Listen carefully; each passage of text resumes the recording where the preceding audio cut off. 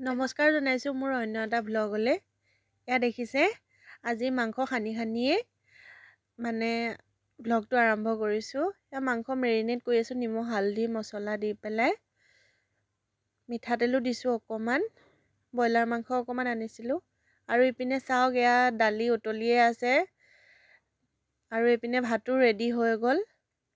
দেখিছে ভাতটো আজি জুইতে বনাইছোঁ।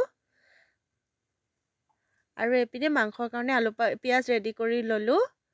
আৰু এইপিনে তেলত পিঁয়াজ দিয়ে দিলোঁ। চাওক চবেই জানেই বনাবলৈ, তথাপিও এনেই আৰু এটা বনালোঁ আৰু ভিডিঅ' চাব বুলি আশা কৰিলোঁ আপোনালোকে।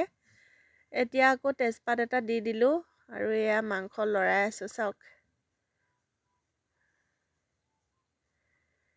এয়া মাংসৰ পৰা তেল ওলালেই।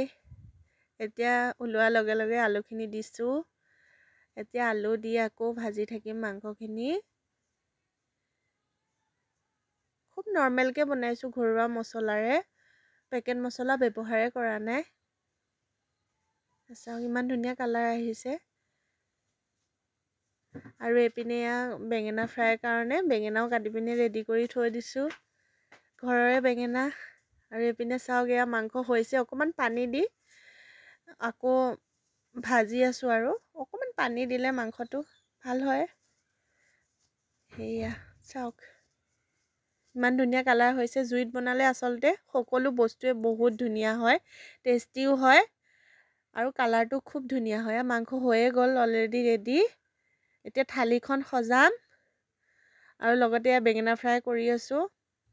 থালিখন সজাই আপোনালোকক দেখাই আছোঁ আজি কি কি বনালোঁ।